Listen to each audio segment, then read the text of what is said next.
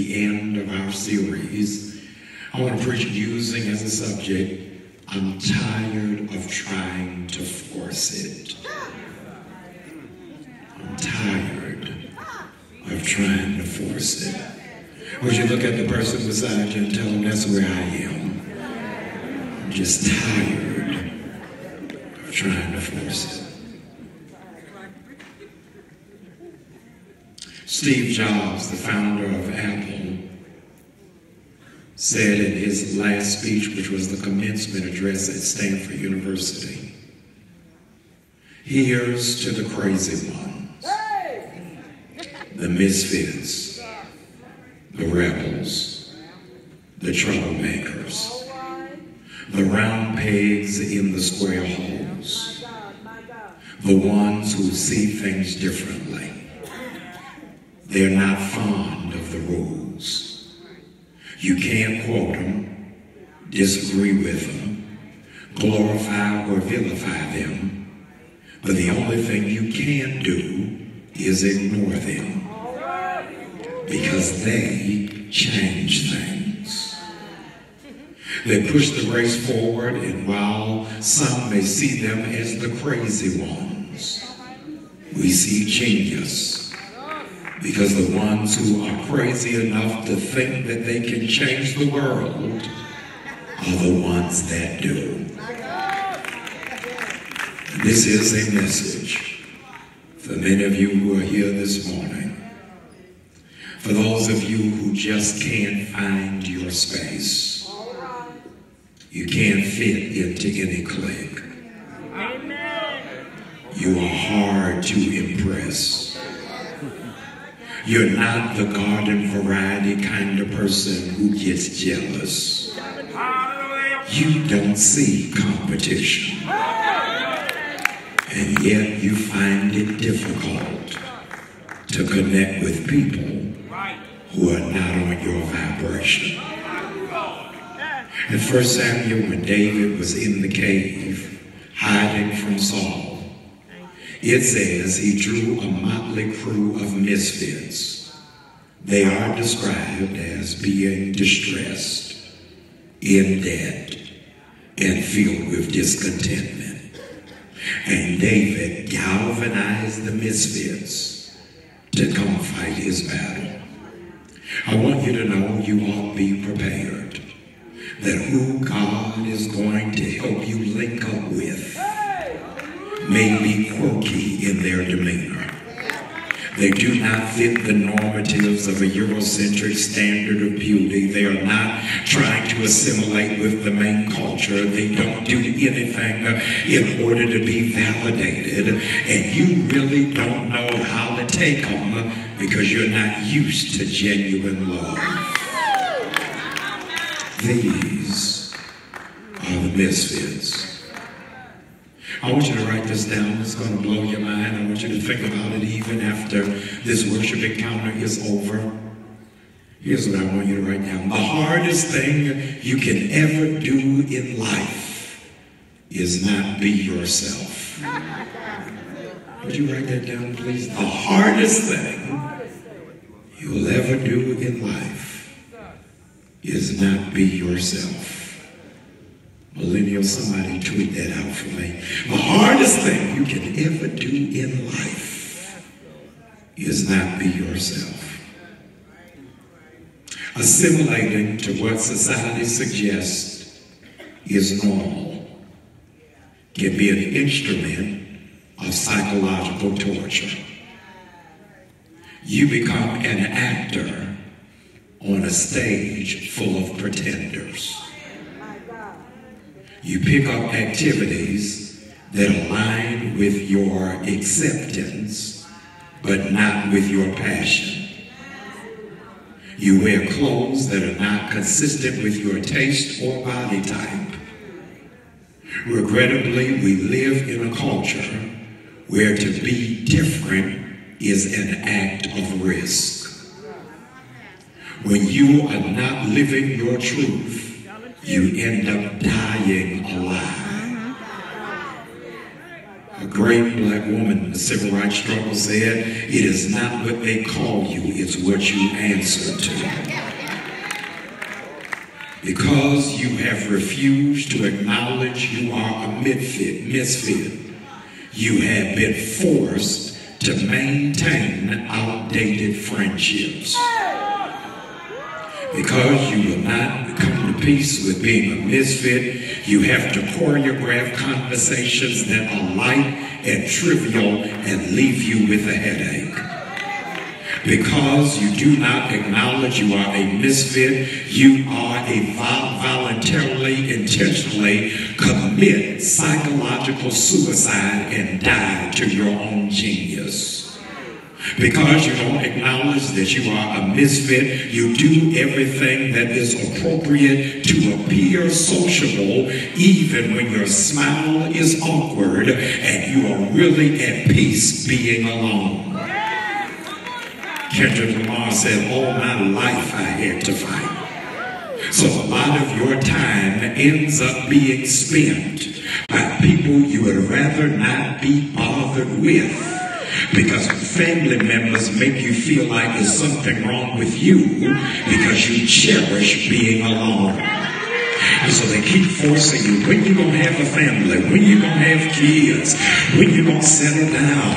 And in the back of your mind, you saying, why? To be miserable like you? I don't want to live up to somebody else's standard of what happiness is supposed to look like when it is that I'm miserable.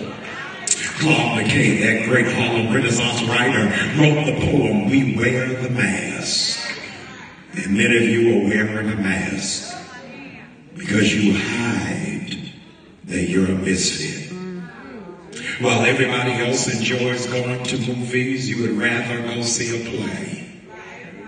Most people enjoy restaurants when your pleasure is cooking up new recipes for yourself, even if there's nobody to taste it. They spend hours on Facebook when you would rather have your face in a good book. The radio is inundated with trap music, but you best relax to jazz, Afro-punk, and worship songs, and you turn it up in your own car, even if nobody else understands the groove. It's because I like it, and you don't have to co-sign. They all dress out of Forever 21, Macy's, and Nordstrom's, but what you're looking for can only be found in vintage stores and online and in an off-beaten path. And you understand that this is not for everybody, but I don't dress for everybody. When I look in the mirror, I didn't do it for likes. I like it. So if anybody else likes it, that's just an added bonus, but I didn't do it to appease you. So people who don't understand the layers to the complexity of your personality don't understand why often you are spotted alone. It is not because you want to always be alone, but because you have discriminating tastes and you are arrogant about your company. And you realize after so many failed attempts, it is hard to find a match. And you don't even mean in terms of intimate relationships, you mean just in terms of friendships.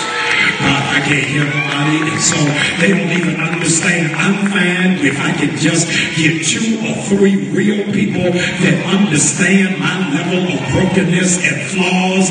I don't need a bunch of people running in and out of my house the way that you are built. Watch this. You don't even need your real friends to call you every day. But whenever y'all catch back up, y'all jump right in where y'all left off as if not a day has passed, and you cool with that. Can I talk to some misfits in here? As a matter of fact, if you call me every day, I'm suspicious. Because I want to know why you ain't working on nothing. Why you ain't building nothing. Why you ain't dreaming about anything. All your time is for me. So that's how you are in your relationships. How much more difficult is it for people in your intimate space? So it's hard for you to adjust to people who spit game, because the stuff that they think is impressive doesn't even register on your radar. God, I can't hear nobody. I need to have a meaningful, in-depth conversation that will tantalize my mind and will motivate my thinking. And because of that, I need you to ask me more than, what did you eat today? I can't hear nobody. I am of the mind frame. I don't want to sit in the car and debate for 20 minutes what restaurant we gonna go to and do the exact same thing every Friday, Saturday, and Sunday. I need somebody that can stretch the elasticity of my experience and say there is something more. I'm talking to real people who find no delight of walking through a mall 3 hours when you broke. You would rather begin to journal and dream and begin to plot and to strategize and think about what is my next step. What's the point of me going to dinner with you and you gonna spend the whole time texting and tweeting on Facebook and you can't even engage in meaningful dialogue about the depth of who I am as a person? The Bible asks a question that's almost rhetorical that nobody seems can answer. And that question is, how can two walk together unless they agree? I need you right where you are. Would you shake your neighbor by the hand and tell them, I agree? Hallelujah. Come on, shake it like you got a strong handshake. I agree. Now, here's what's crazy, y'all. If they don't even know what they just agreed to. But let me now fill in the blank. They just agreed everything you prayed for is getting ready to come to pass. They just agreed that your enemies are going to be your footstool. They just agreed that everything God put in your heart is getting ready to be in your hand. I dare you to grab that neighbor real quick and tell him you better come into agreement with me. I agree that the worst is behind and the best is yet to come. And I got too much for me to walk by myself.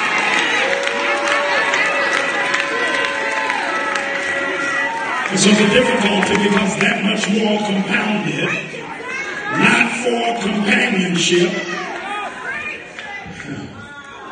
How do you find that match? Let's have a conversation. We don't even know the art of conversation. You dating somebody through text. Oh God, I can't hear nobody. And when the phone rings, you think something is wrong because you don't even know the sound of their voice. How about a person beside to say, did you hear him preaching to you tonight?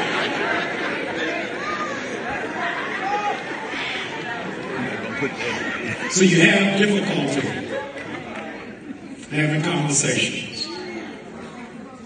You get bored easy.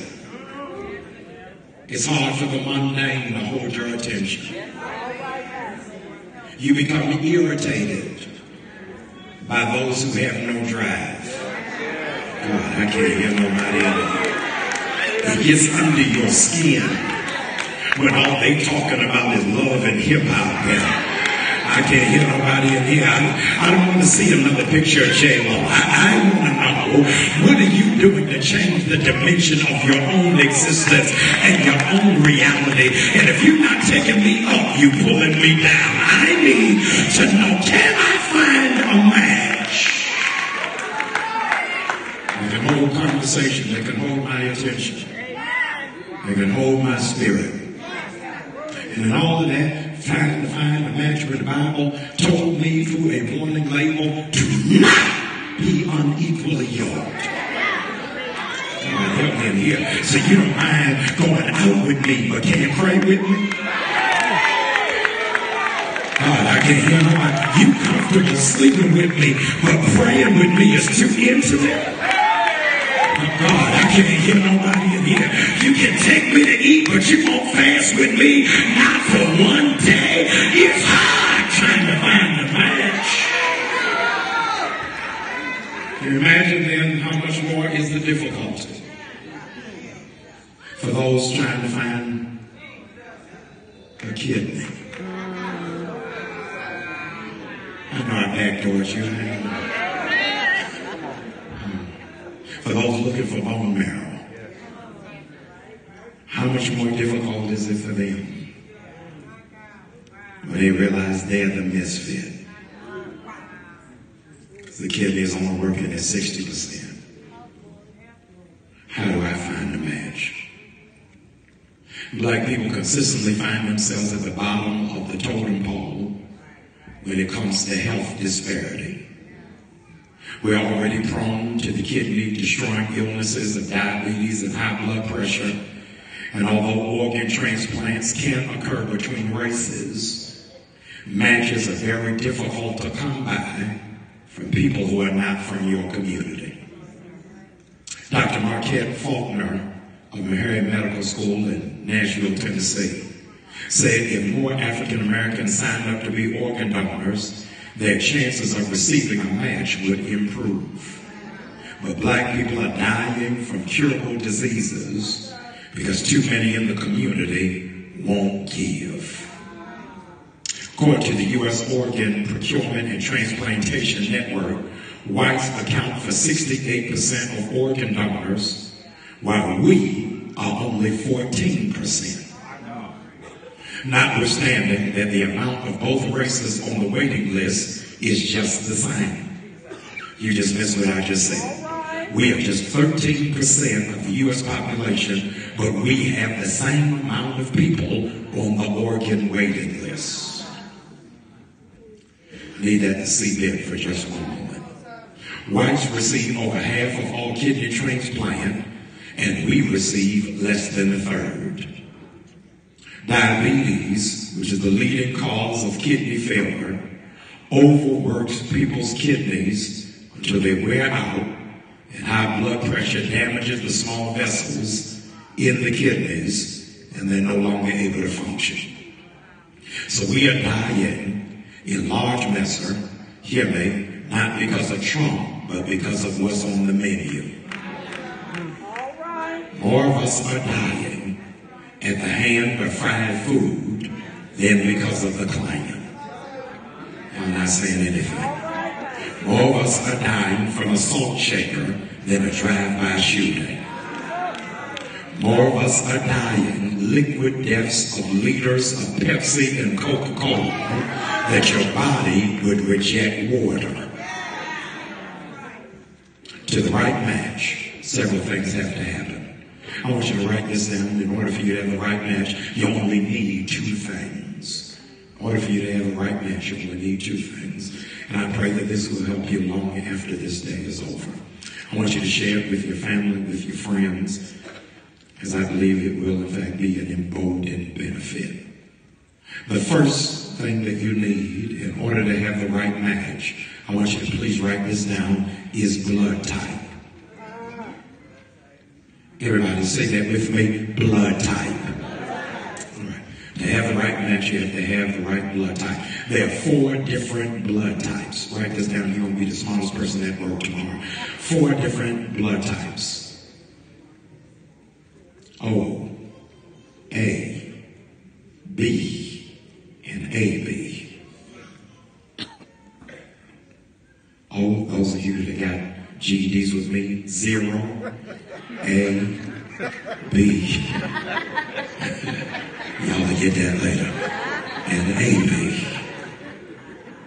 Are the 4 different blood types. Most popular is O. The rarest is AB. Those of you who come under the canopy of Christianity, your blood type is C. Pastor, you said there were only 4. O, A, B, and AB. Yes, but if you're under the canopy and the covering and the vow of Christianity, you got another blood type, which is C. That is the cross. The blood of the donor, I need you to write this down, the blood of the donor has to match the blood of the recipient. I'm coming. I said the blood of the donor has got to match the blood of the recipient. Y'all are slow. Y'all gonna get it in a minute. I said the blood of the donor has got to match the blood of the recipient. Last time for the slow players. The blood of the donor has got to match the blood of the recipient. Here comes my grandma. What can wipe away my sin? Nothing but the blood of Jesus. What can make me whole again? Nothing but the blood of Jesus. Can I talk about it? It reaches to the highest mountain and it flows to the lowest valley. Y'all want the person beside you and tell them, don't make me start talking about the blood. Hallelujah. I need 50 of you right through here. Would you just say it out loud? The blood, the blood, the blood. I'm telling you, when you get ready to get into a car accident and you feel like you get ready to lose control of the vehicle, all you gotta do, the blood. I can't hear nobody when you get ready to walk in that courtroom and it looks like the odds are stacked up against you. You better start calling for the blood.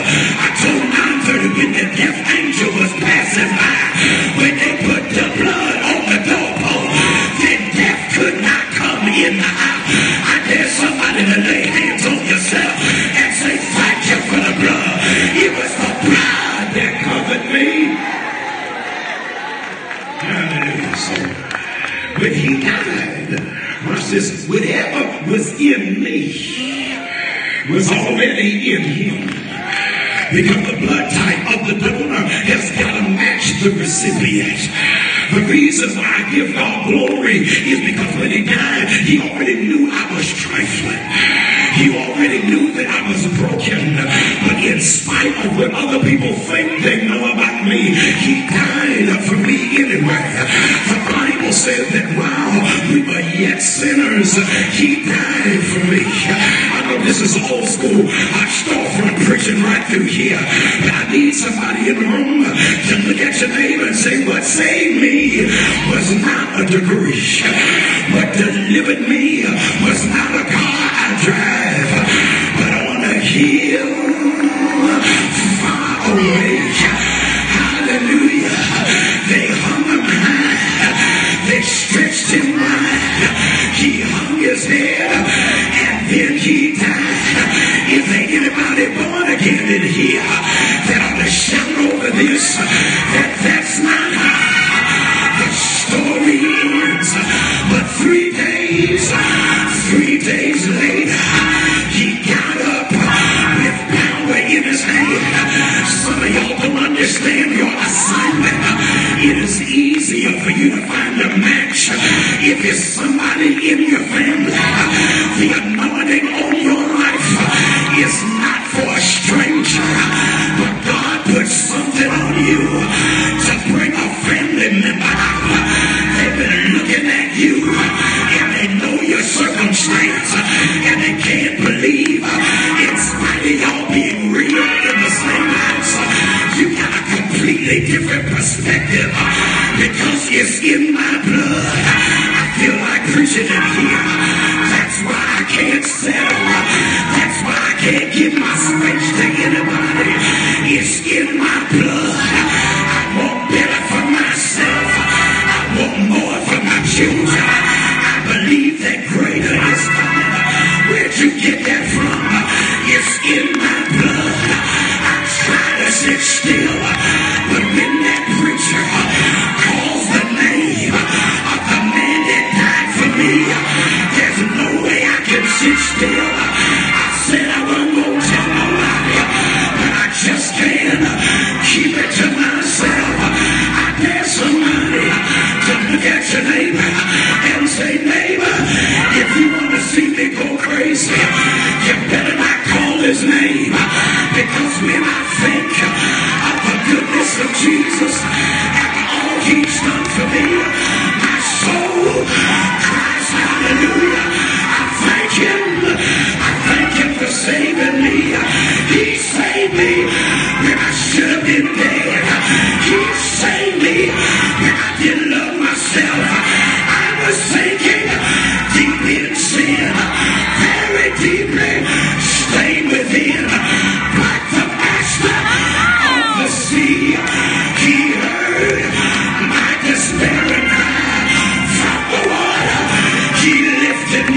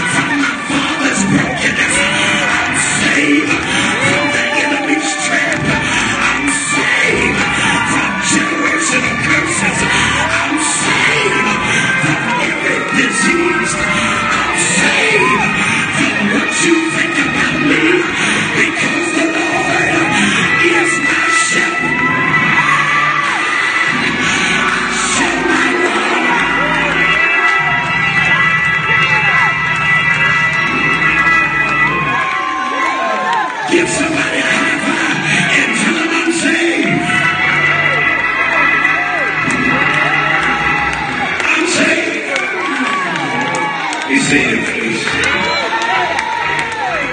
I'm saved. Oh, glory. I'm saved. Hallelujah. And if not good religion, certainly not. I'm saved. You see, now I got to tell you this. First thing you need for the right match is the blood type. Second thing, write this down, is HLA typing. Write this down, please. HLA typing. HLA typing is human leukocyte antigen. And that is a tissue type. Antigens, watch this, are proteins on the cells of the body. There are over 100 different antigens, but you only need 6 to have a match. Here's what I want you to have, is you have 3 from each parent. 3 from your mom, 3 from your dad. In order for there to be a match or higher probability, here's I need you to have this. In order for you to have a match, you have to carry, I want you to have this, you have to carry, in order to have a match, you both have to have the same substance. And many of you are sick because you keep getting connected to people who have no substance. The Bible says that iron sharpens iron. And the reason why you are burnt out is because you got to have strength for your whole circle.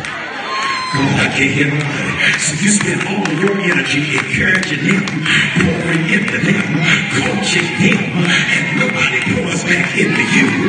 So they don't understand why you hit a brick wall and you don't feel like being bothered. I like all of y'all. I really love you. I want the best for you. But I'm trying to ask God, when is somebody going to pour into me? Because I'm sick of always being a picture and I can't find nobody that's a cup. My prayer for you this year, I need you to lift up that hand, please. Amen. I feel glory coming. Thank you, Holy God. My prayer for you is God is going to connect you to people with substance. Hallelujah. You got enough superficial and shallow friends. I need people in my life that's going to push me to dream, that's going to want me to want more for myself. God, connect me to somebody who got some. I already know I'm cute. I already know I'm attractive. You got anything else you can say about me? I need something with substance.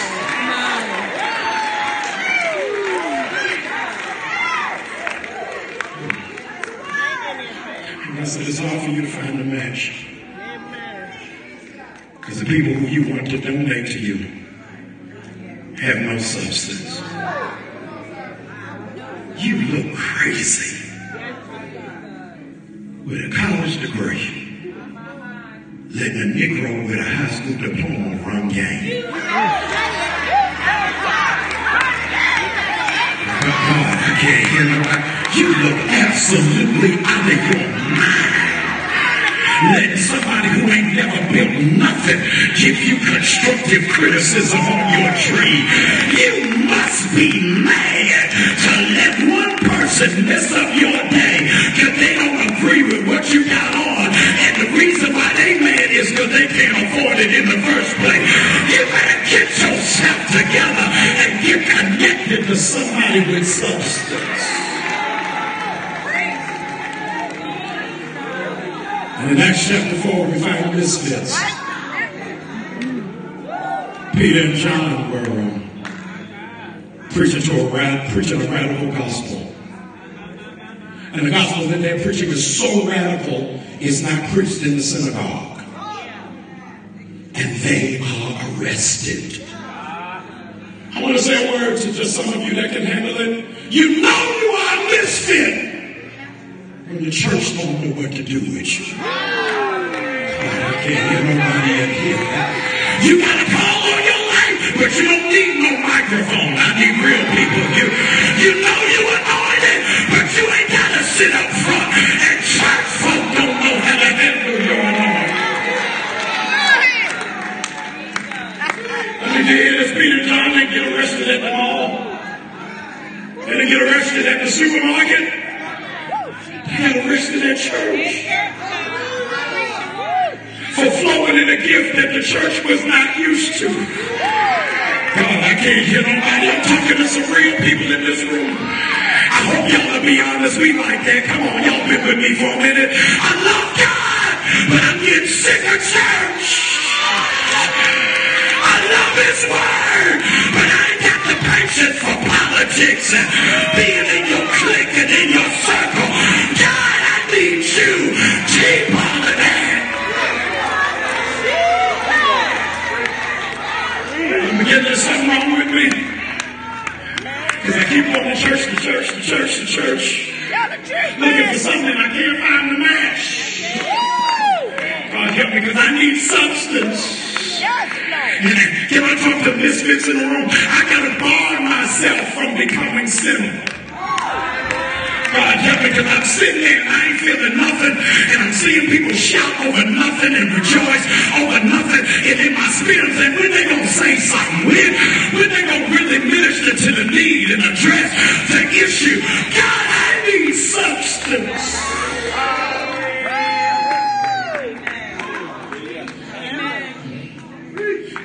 They preached, watch the show, and 5,000 joined. I'm like this, 5,000 joined, and then they got arrested. I don't know who I'm talking to. I don't even know if y'all in this room. They didn't arrest me till they saw my gift work. Arrest me before I helped your stuff grow. I can't get nobody. Y'all attacking me because I'm successful, because I'm proven, because I got a record. Why did you stop me before I helped you? They arrested him after 5,000 joined the church. I'm talking to a misfit in this room. Your greatest liability. Your greatest liability, I'm getting ready to help you. Your greatest liability is being successful. The thing that keeps blocking you is what you do works. If you were a failure, nobody would pay attention to you. But everything you touch begins to multiply, and mediocre, small-minded people can't stand you. And they don't even understand. I don't even work for this. This is my grace on my life.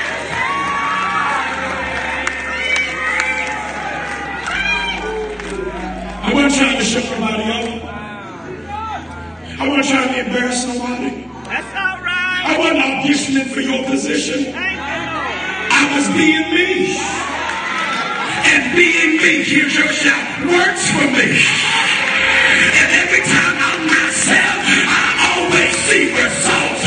So if you can't handle it, get over it. I gotta be who God has called me.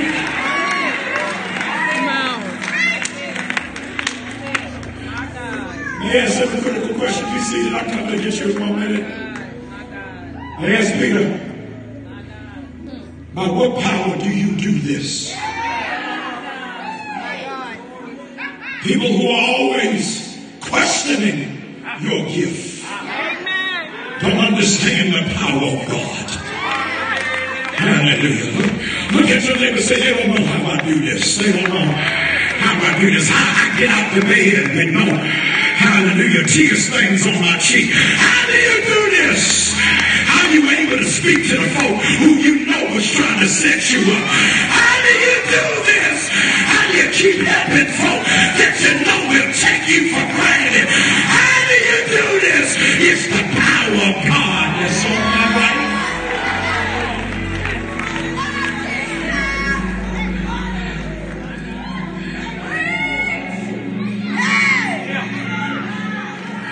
They don't know how you're raising them kids. They don't know how you got run over, but you still look like a runaway model. God, I can't hear nobody there. They got no idea how it is that you're such a great mom, but never had an example. They got no idea how you are that groomed and that grace with no formal education. They got no idea how you keep your house up good when you were raised in the project. How do you do this? Oh, God is on me. And he says in verse number 9, if we're being called today to ask how we got a lame man back on his feet, please know what my source is. I'm only able to do it through Jesus. I want you to be seated just for 2 minutes. I'm going to let you do whatever you want in 3 minutes. Be prepared to be questioned, because the anointing on you is so heavy that it's getting ready to impact other people. And that's when you are a real friend. If everything you did was only to the benefit of you, the enemy wouldn't pay any attention to you. But God said, just for 800 of y'all that will receive the word of God from your pastor, this is the year you are going to become a target. I can't hear nobody. You are going to become a target. Why? Because you're going to help people get back on their feet. Hallelujah. You don't even need no credit. You don't need your name called. You don't need any recognition. And here's your best shout. The people who you're going to help first are the people in your family that despise the ground that you walk on. God said, I'm going to use you to get them back on their feet. Because you didn't even know I was the midfit. And he says, empowerment, be in good company. I want you to be in good company because if you're anointed, you're not by yourself. Being ostracized, being rejected, being marginalized. And don't think that it's just you. The apostle said they rejected Jesus. Said he is the cornerstone that the builders rejected. God, I wish I had a church right through here. They really thought they could get it done without him. And just when they were getting ready to finish, they said, we're missing a piece. We need the cornerstone to keep this together. Now I'm speaking to those of you who today are being delivered from the spirit of rejection. God told me to tell you, you are the cornerstone. And it ain't going to be finished until they include you in the project. God, I can't get nobody in here. I want to take just one flashback. Those of y'all that are old enough to watch The Color Purple, you remember Celia talking to Mister. Y'all remember that, don't you? She lifted up that crooked finger and she said, I may be black. I can't get nobody. I may be ugly. But until you do right by me, nothing good is going to happen for you. And I believe for the misfits, get ready that it don't matter what you look like. It don't matter your background, your mistakes, until they do right by you.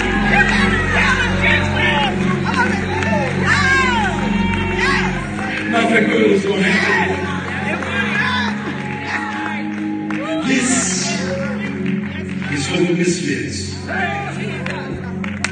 the crazy ones,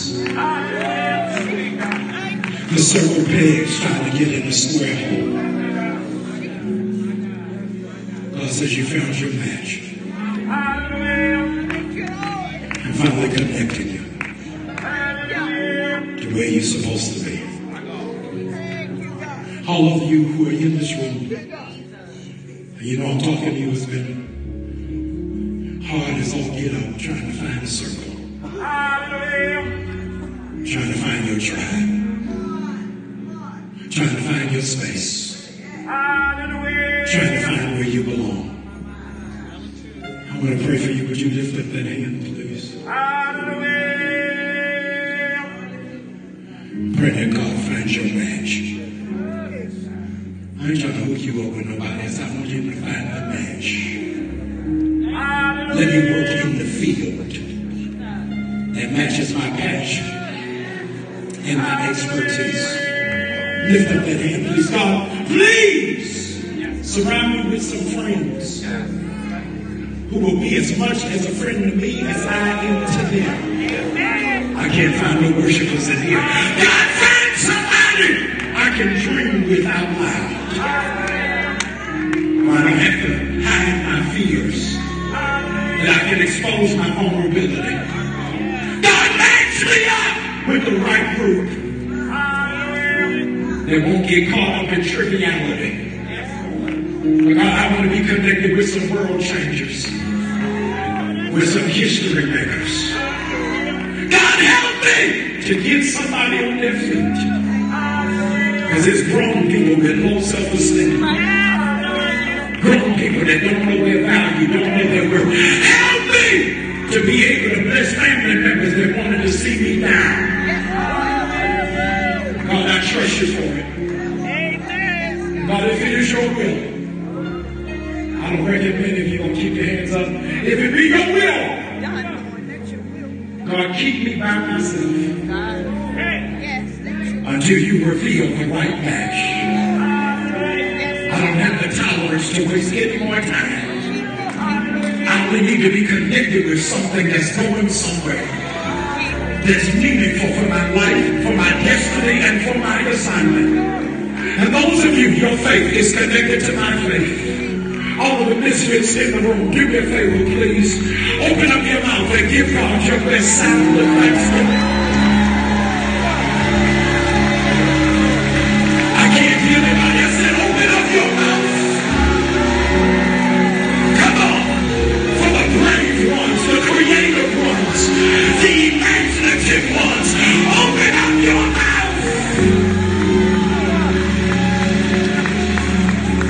I want you to stand to your feet, please.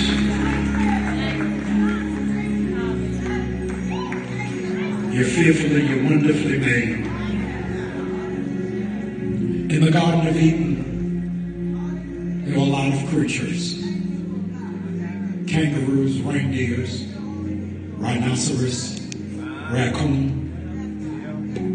And something was said over Adam that was spoken over you. Here's what I want you to know.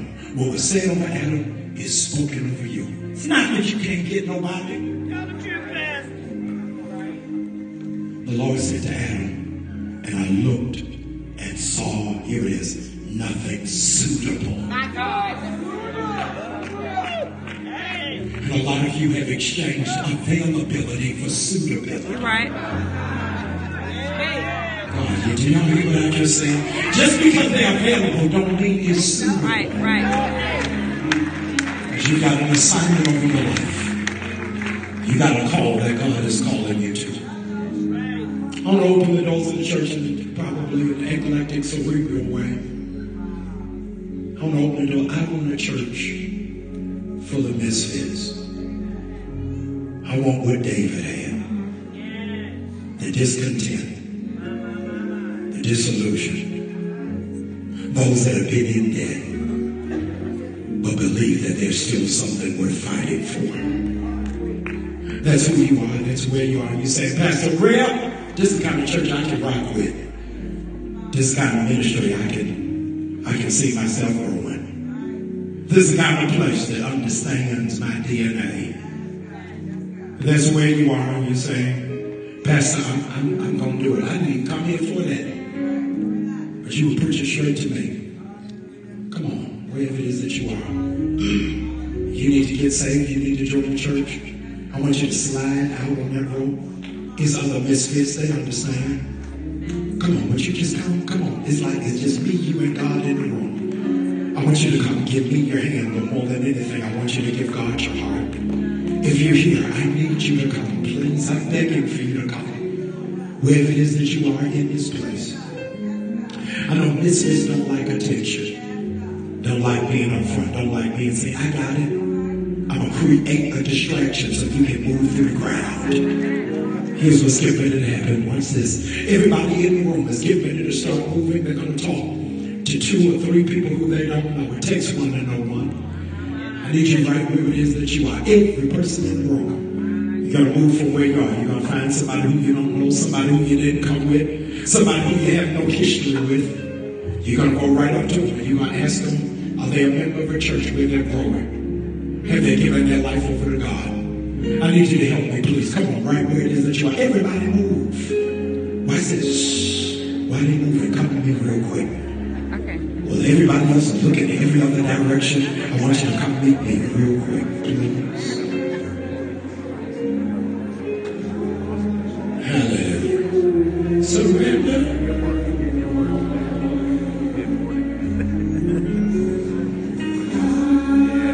If there's somebody I need for you to come. Come on, don't waste another moment. Don't miss another day. This is your moment. This is your opportunity. This is your window. Come on, all to Jesus.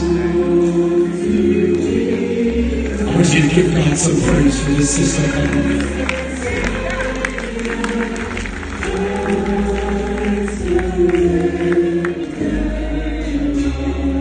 Bless his name. The Bible says that the angels rejoice over one that's found. My faith, the way it's built, I believe in God for even more than one. Come on, would you talk to just one more person? Ask him, are you sure you're saved? You sure you got a church home? Don't be uncomfortable. All of us in here crazy. Come on, here comes somebody else. All of us are awkward. All of us in here think a little bit different. All of us got some jaded chapters to our story. Hallelujah. I'm thankful for these 2 sisters, but I'm crazy enough to believe Jesus died for men too. Here comes another young lady. Would you help me give God some praise for her? What's his name? I need you to help me. If there's a man near you, a brother near you, a young man near you, ask him real quick. Hey, bro, you sure you saved? What's up, man? What it do? What up, though? You saved? You give your life to Christ? What's going on with you? Shush your right hand to faith. I'm getting y'all ready for podcasts. Thank you. Shush your right hand to faith. Repeat after me. You're in the right place at the right time. Joining the right church. Serving the only God. And I know that's right. If you know right, say show you right.